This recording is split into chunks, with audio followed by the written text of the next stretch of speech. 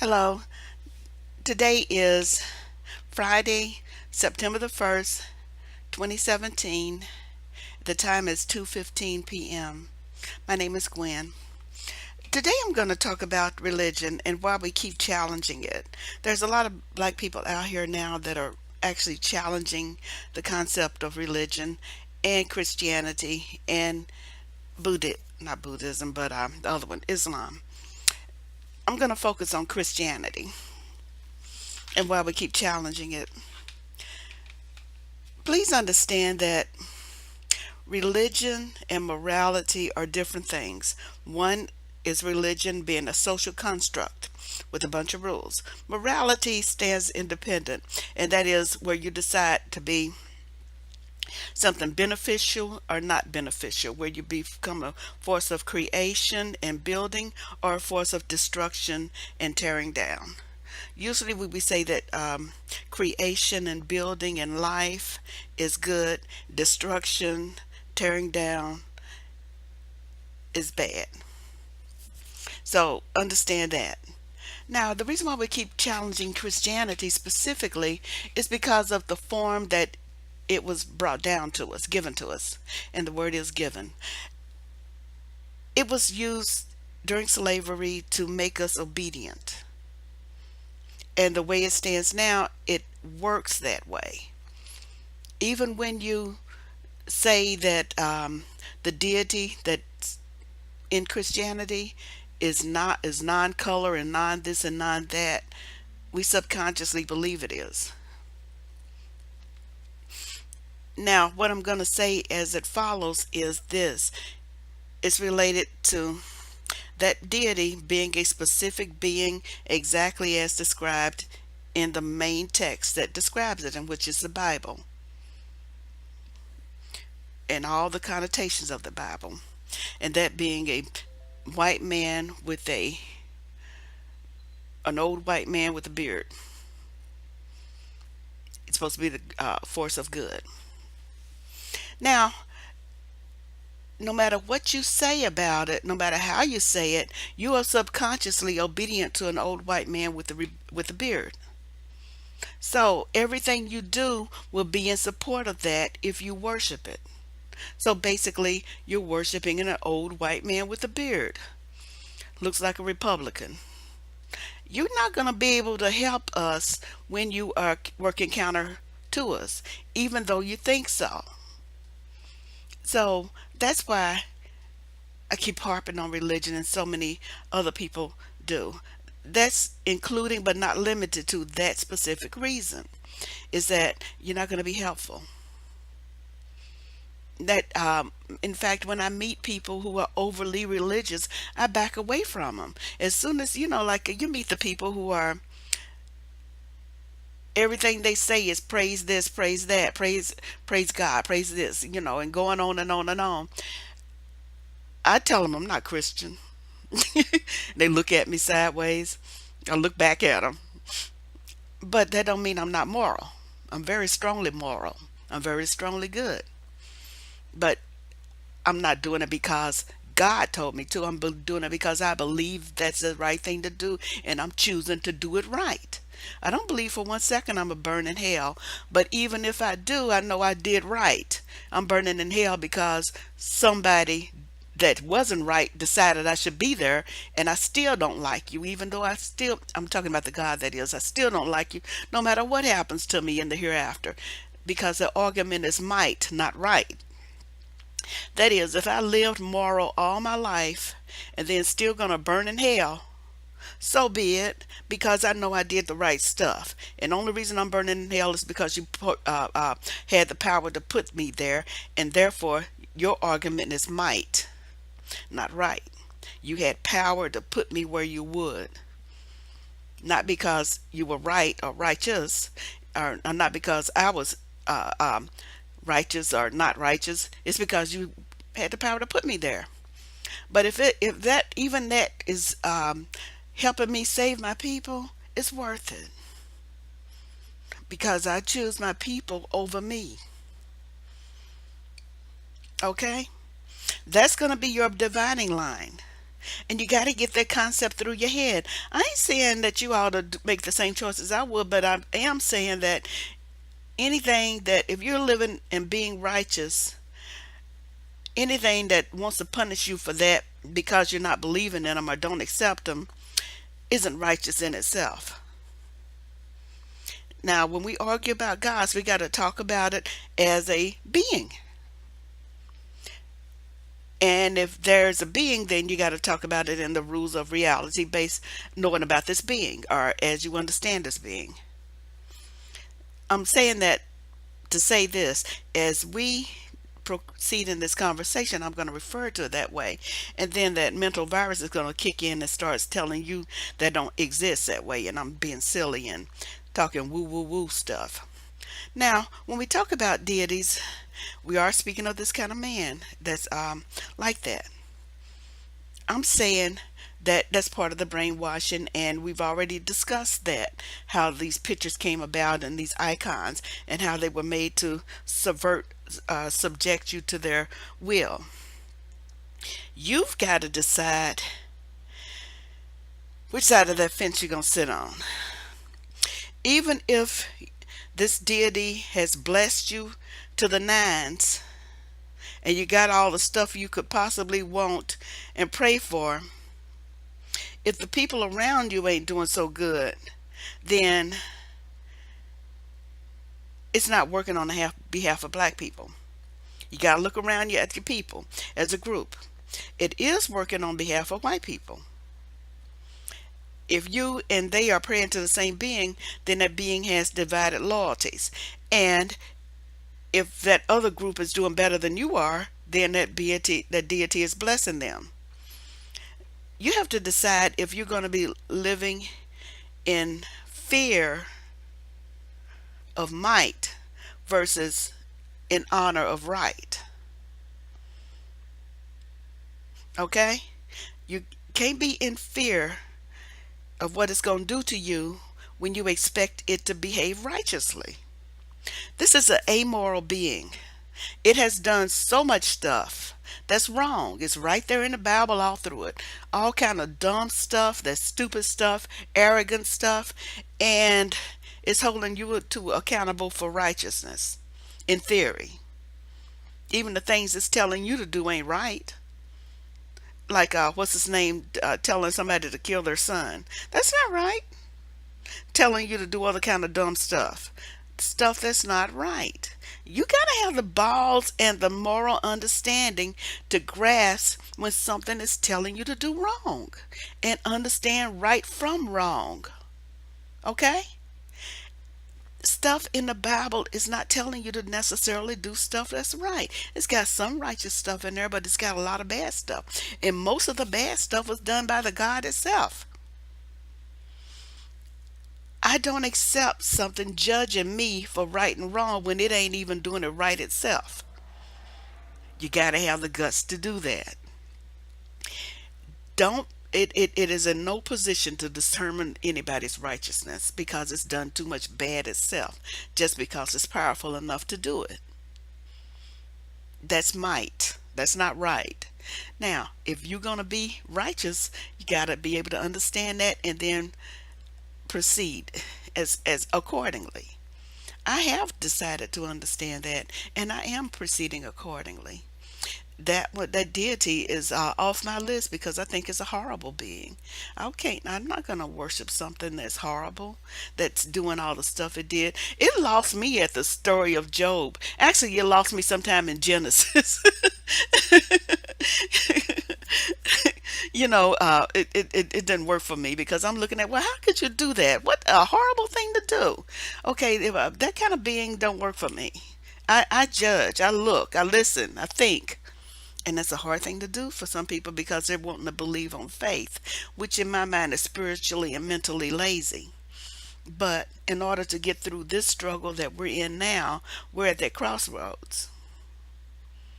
We're at the precipice between getting ourselves out or burying ourselves in. Burying ourselves in deeper in the crap or else getting out of the crap. And I'm advocating that we get out of the crap.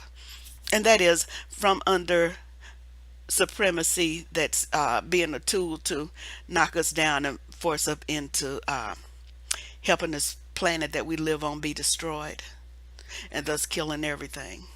Yes, that argument and all of this stuff going on is bigger than race. Of course it is. But it's not bigger than the divine forces. And that we have divine forces of good and divine forces of evil. I'm looking at the divine forces of good.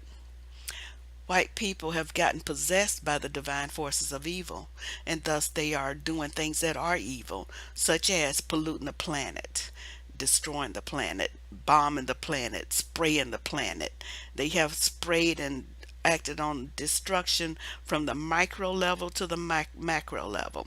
Bombs at the macro level, microscopic poisons at the microscopic level. They're spraying, trying to affect the ozone level, doing geo something or another, spraying, trying to fix the ozone level. But the ozone got polluted and poisoned because of science, manufacturing, and carbon pollution. So instead of cleaning up the carbon, they are spraying some other stuff. And the pattern is, and throughout history, the more they try to fix it, the worse it gets.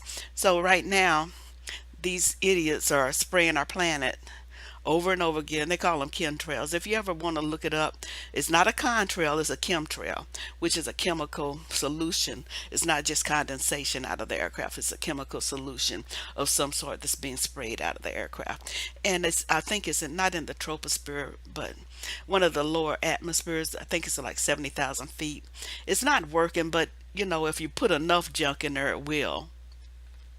This planet and life on it is set at the exact ultraviolet levels that the sun provides. That's how we evolved to be here, all plants, animals, and creatures.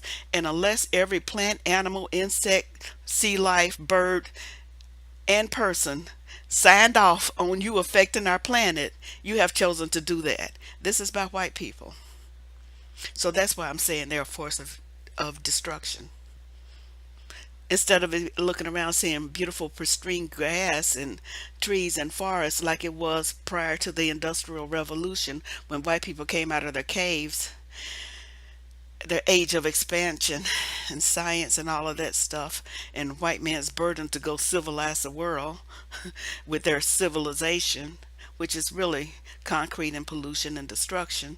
Then, instead of it being pristine as it was for thousands and thousands and thousands and thousands of years of human existence, within the last 500 years we've gone from a pretty pristine planet to a planet that's polluted air, water, and soil levels.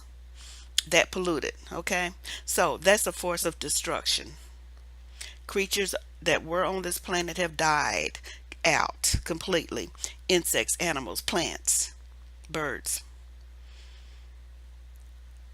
bacteria that and microscopic things that would have stayed in their biome and far away from humanity are introduced into humanity and killing us. Our food is poisoned. We can't find decent food. Our water's polluted. We have to buy bottled water when you could have drunk it out of a spring a long time ago. And so, yeah, that's a force of destruction. I'm not sure if they were naturally like that, but I know that whatever it was, it's either A, possessing them, or B, they're just like that naturally. But whatever it is, the result is that they are destructive. So if you're going to join that and support that, then you're on the power, on the force of destruction, or on team destruction. But if you want to combat that, then you're on team creation, or trying to be on team creation, and thus team good. Understand? So, so that's why the religion conversation has to happen, because you can't do the action until you get your mind straight. Start thinking right, then you'll act right and speak right, or speak good. That's why it matters. That's why religion matters. That's why what you worship matters. And so if you're subconsciously obeying a white man, then you can't help with the force of creation, because that's the force of destruction. Understand? You get it? Some might argue, because I can hear you now going, God ain't got no color. God ain't got no gender. God ain't saying that God don't have a color or a gender and or an appearance. It's a spirit. I've heard that, but subconsciously you don't believe that. Even as you speak of God, you're speaking of it as a male. I mean, and those pictures of it are subconsciously right there in our subconscious. Unless you destroy those and beat it up and put it away, it's going to still be inside your mind as a white male, the older white male, with his son Jesus being a young white male. And even though you might say a thousand things to the contrary, you're subconsciously wanting to be obedient to them because you like being, and I do too, like being obedient to divine forces. Except I'm choosing a different form of divine force. I'm choosing the divine force of creation. You're choosing this entity that isn't is anything but creative. And yeah, and you've heard all the arguments if you've been listening to modern thought. But first, we got to get your mind right, then get your body right, and then you'll be focusing on being part of the power of creation. So you have to, do that. Now, as you decide this dividing line that I'm speaking of, you got to think it's going to be hard. It's going to be harder than it usually than other stuff because the society, especially white society, don't like it when people don't conform. One of the easiest, most lucrative things there is to do is to demigrate black people. You will be so rewarded by modern American society. Even another thing that you do that's lucrative is undermine the forward motion of black people. Things that hurt black people is profitable, lucrative. But you got to decide if you are going to sell out your people. That's going to be your dividing line. If you're going to sell them out or support them. And even if you're doing good and they not, you're selling them out. And if you're going to support selling them out, then please stop listening to this stuff or even joining the conversation because you're not going to help us. I once had a friend of mine who's deeply Christian, and I had her on the ropes about the conversation. Right, I was winning, and then I finally said, and I said, well, now that you hear all of this, what do you think? And she said she's gonna still stay Christian, and I said, well, and the reason why was because she didn't want to pay for her sins. She wanted somebody else to die for her sins because she was afraid of them. Okay, really, because I think that day we was arguing about how Jesus dying for your sin was the first setup. That's a scapegoat. That's a sin in itself, having somebody pay for something you did bad, or even had children pay for stuff that they haven't even done. That's a setup. A long time ago told Jesus, and I do believe him, although they don't prove him. Told whoever died for my sins, I would pay for my own sins. And thus I tried to minimize the sin and I did so that I wouldn't have to pay for them. And the power of karma is what pays you back for your sins. And you can see karma acting all in front of you. There's every society and culture worldwide throughout time have had some kind of concept like karma or balance. What goes around comes around. You reap what you sow. God don't like ugly. They even said that. All kind of concepts like that. All kinds of concepts throughout time, throughout history. We all had an idea of that, and it's true because I've seen it. I've seen karma. It used to take for it to come back on you might be years. Now it comes right back at you within weeks. You do something messed up and it's hitting you right back in the face, right back on you. So karma is not taking years, it's taking weeks, days. Be careful what you do because it does come back on you. So if you're doing something bad, it comes back on you. But nothing never had to die for my sins because I don't want that additional sin on my soul. And yes, people who are not religious do have souls. We are very spiritual, extremely spiritual. Never get that twisted. So yeah, the people who tell me that they're praising and doing this stuff, I'll ignore you the first or second time you say it, but the third time I'm telling you, I'm not Christian. Well, what they look at me sideways a minute. Well, there's something. Yeah, I'll acknowledge there's a divine force, and they say, well, that you believe in God. I says, no. I kind of think of it as a goddess or something like that. I tell them, he said, just so you believe. They finally get to the point where they say, just so you believe in something. Yes, I believe in a goddess and the divine force of good. There's nothing that I believe that I accept that's in the Bible. People that are not religious understand religion very thoroughly, mind you. They probably know about more about the religion and the entity in it than the people who profess to believe it, because they will have really investigated before they concluded that they didn't want to be a part of it. And I have too. I got books all across my shelf talking about Christian history because I dug deep and found the information I needed to and how it began.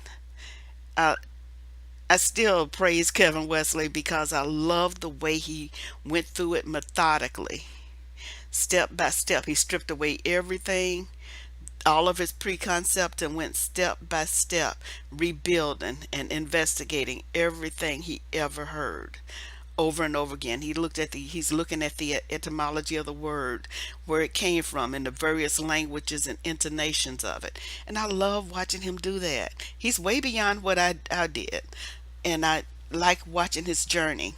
And it's really interesting if you get a chance to look at his stuff. But there are other people who have done that too.